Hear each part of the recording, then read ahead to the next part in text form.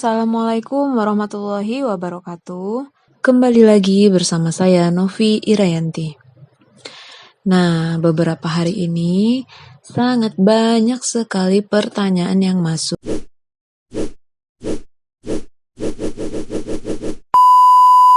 terkait soal pendaftaran Bintara Polri yang sebentar lagi akan dibuka. Tetap pantau channel ini karena kita akan update info terbaru tentang website pendaftaran, apakah sudah bisa diakses atau belum. Pada kesempatan kali ini, kita akan mencoba menjawab satu persatu pertanyaan dari teman-teman semua tentang hal-hal terkait persyaratan umum, persyaratan khusus, dan persyaratan lainnya untuk pendaftaran Bintara Maret ini. Harusnya udah jelas ya, karena pada video sebelumnya sudah dijabarkan secara lengkap. Mungkin masih ada yang ragu atau belum jelas. Nah, di sini kita ada narasumber juga, tentunya masih sama dengan yang sebelumnya. Baiklah, langsung pertanyaan pertama.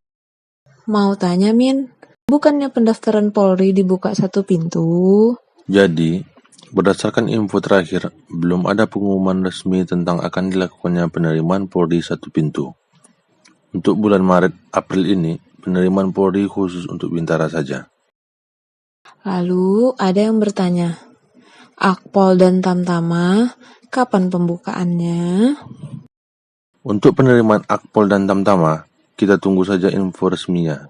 Jadi, tetap pantau berita-berita tentang penerimaan Polri di website resmi ataupun di channel ini. Yang ketiga, banyak yang bertanya tentang batas usia penerimaan Bintara.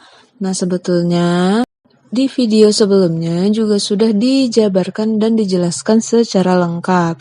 Kalau tamatan SMA itu batas minimal dan maksimalnya berapa, D3 berapa, S1 berapa. Bisa teman-teman simak ulang lagi pada persyaratan khusus penerimaan Bintara di video ini. Masing-masing usianya berbeda antara Bintara PTU dan Bintara Bakomsus. Kak izin bertanya, apakah boleh saya mendaftar tapi umur saya tanggal 1 bulan 4 baru pas 17 tahun 6 bulan? Jawabannya boleh, karena batas usia dihitung pada saat akan masuk pendidikan. Jadi, pada saat pengumuman resmi nanti keluar, akan diumumkan kapan mulai masuk pendidikan. Nah, dari situ, dapat dijadikan patokan umur, apakah memenuhi syarat atau tidak. Lanjut pertanyaan mengenai ijazah. Apakah tamatan SMK akuntansi bisa mendaftar Bintara PTU? Atau apakah tamatan S1 manajemen bisa daftar Bintara PTU? Jawabannya bisa. Cek lagi syarat ijazah Bintara PTU.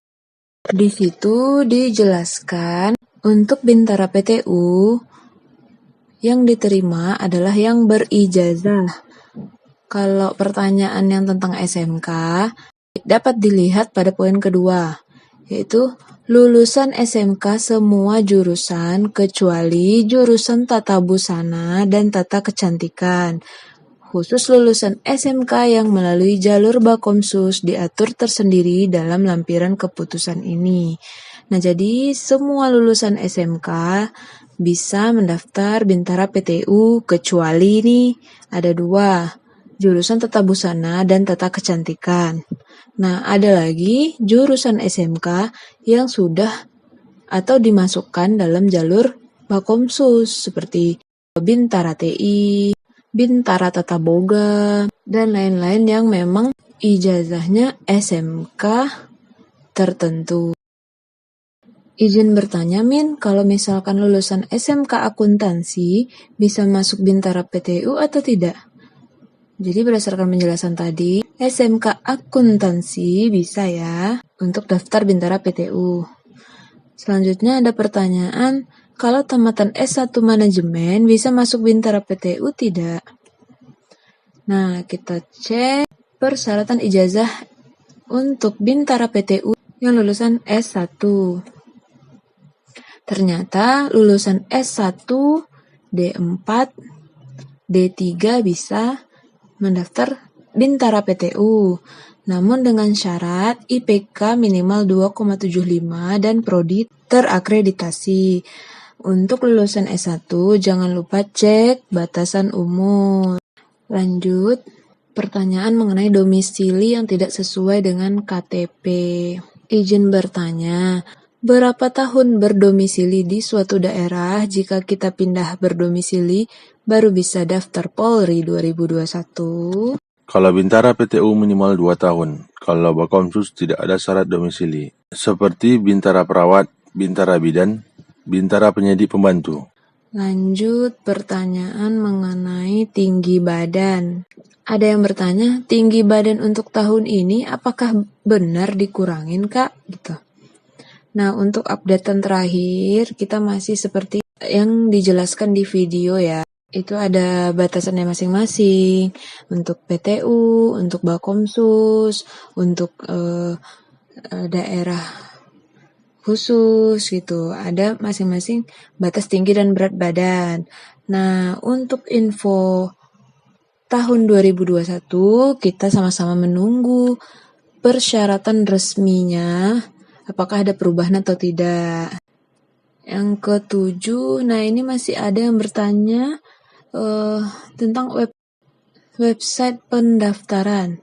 Pertanyaannya, websitenya apaan, Min? Gitu. Website penerimaan Polri adalah penerimaan.polri.go.id. Lanjut, ada pertanyaan. Kak, izin bertanya, kalau kita daftar polisi, tapi kita juga keterima kuliah SNMPTN, apakah boleh ngikutin dua-duanya, Kak? Kalau ditanya boleh sih, boleh-boleh saja. Namun, tanya lagi pada diri sendiri, apa bisa menjalani keduanya dengan serius dan bersamaan. Misal nih, tes polisi kan butuh banyak persiapan. Mulai dari ilmu, biasanya itu teman-teman pada ikut bimbel. Terus ada lagi persiapan fisik, itu butuh latihan yang kontinu dan memang serius gitu. Dan juga pemberitahuan pun untuk berkumpul atau menjalani tes demi tes pada polisi ini mendadak gitu.